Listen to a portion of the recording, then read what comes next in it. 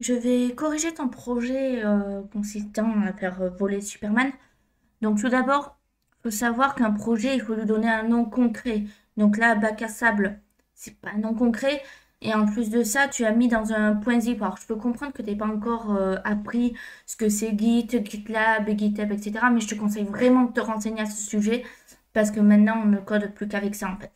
C'est-à-dire pour envoyer du code à quelqu'un, on utilise GitLab ou GitHub. On ne transfère pas avec une clé USB ou avec un dossier zip. Donc, tout d'abord, je vais dézipper, donc j'extrais. Alors moi, je suis sur Linux, hein, mais ça change rien sur Windows, sur Mac, etc. Donc là, j'ai le dossier qui est apparu. Voilà. Je vais le renommer. Alors là, déjà, il faut savoir que tu as plusieurs possibilités. Alors, je te montre d'abord. Quand je crée un nouveau dossier, soit je peux l'appeler comme je t'ai fait, un bac à sable, par exemple, si je veux. Mais là, comme tu peux le voir, j'ai bien écrit avec un B minuscule. C'est ainsi que ça s'écrit et non pas avec un B majuscule. Voilà. Soit, donc je vais supprimer celui-ci, soit je fais back underscore A underscore sable. C'est les deux possibilités qu'il y a. Donc bon, je vais renommer le tien pour que ce soit correct. Comme ceci, bac à sable. Donc en soi, même ainsi, il vaut mieux écrire Superman. Là, c'est davantage correct parce que on parle de Superman.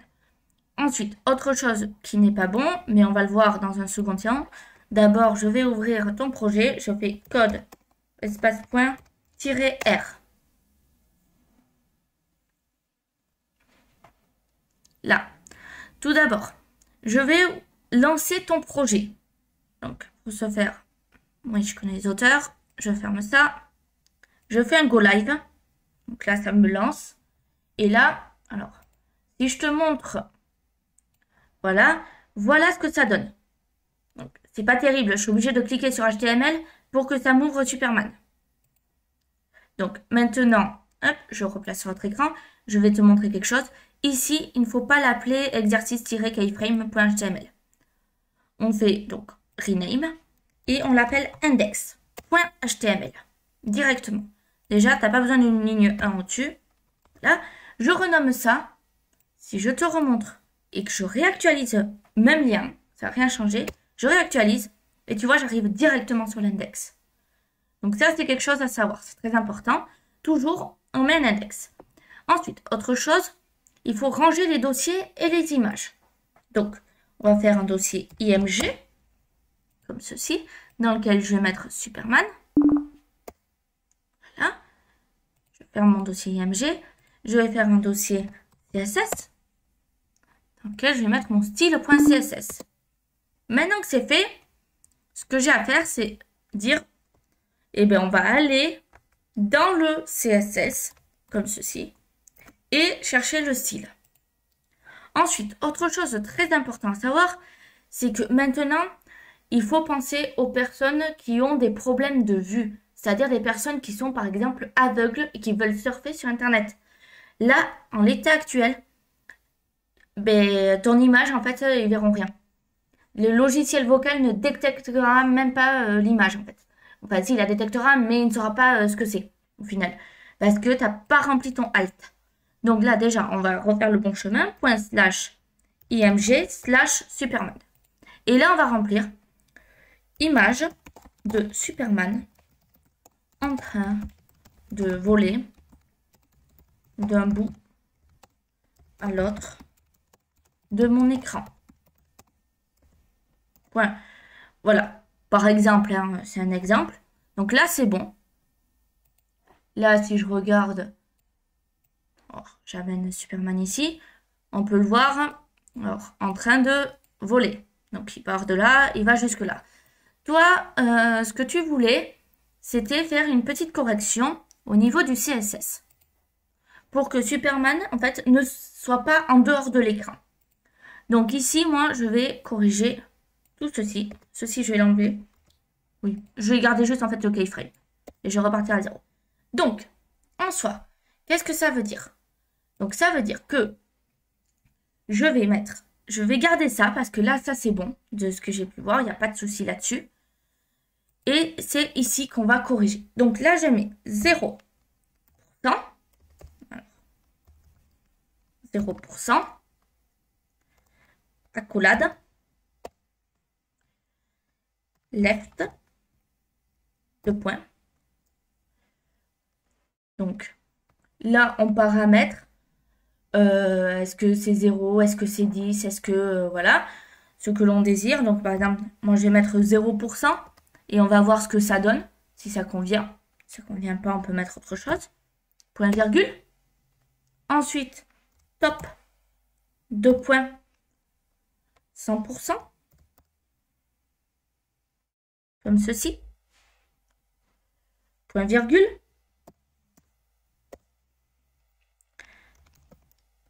Donc, transforme. Translate. Donc, Y. Et là, dans les parenthèses, tu mets ce que tu désires. Donc, moi, je vais mettre moins 100% pour l'exemple. Et après, il faut voir si ça convient ou pas. Bien sûr. Et donc là, on ferme notre accolade. On va à la ligne.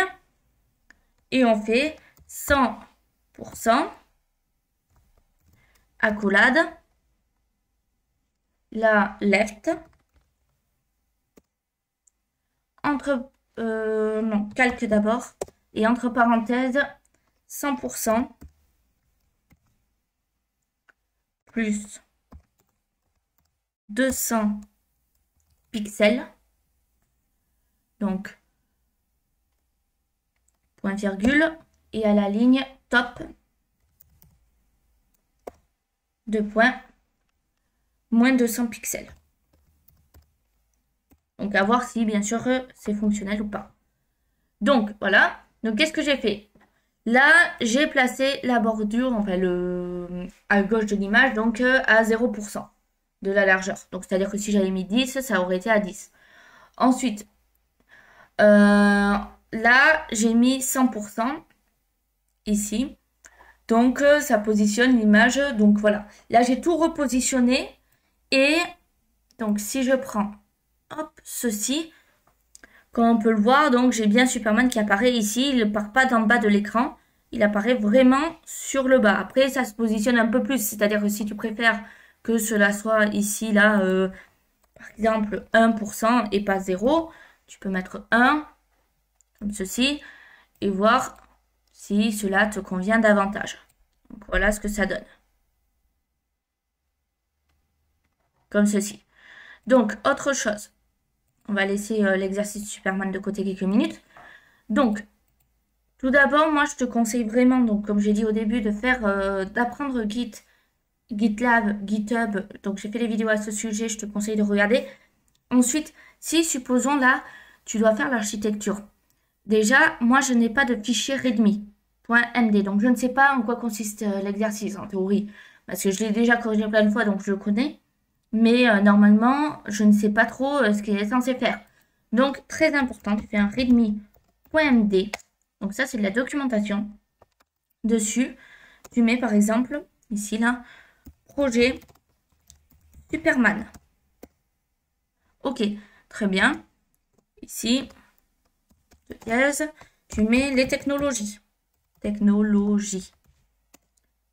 Et là, tu mets HTML, par exemple, CSS, etc. Tu mets, par exemple, l'architecture du projet. Donc là, il y a quoi?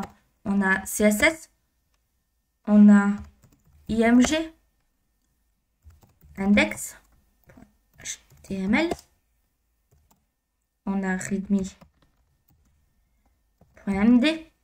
Dans le CSS, on fait tabulation, on a style.css.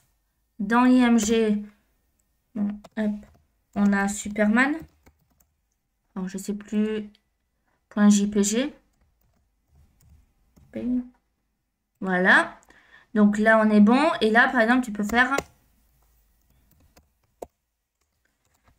résumé du projet. Et là, tu écris ton résumé. Le projet consiste à 3 petits points. Voilà. Et là, on sait exactement ce qu'on est censé faire sur ce projet-là. Ensuite, de plus, là, par exemple, supposons que tu dois envoyer ce projet sur GitLab. Le problème, c'est que, bon, là, tu as une architecture de base parce que ça va marcher parce que tu as des fichiers, des images, etc. dedans. Le truc, alors, non, en dehors. Pardon. Tu fais un point git type. Par exemple, si, supposons que là, tu crées un nouveau dossier que tu appelles HTML. Je vais le sortir du CSS. Oui. Voilà. Et il n'y a rien dans ton HTML, donc ça ne l'enverrait pas sur GitLab ou GitHub. Donc, tu mets le point git dedans et ça t'enverra ton dossier HTML. Voilà, c'est la parenthèse. Ensuite, supposons que tu veuilles ignorer certains fichiers.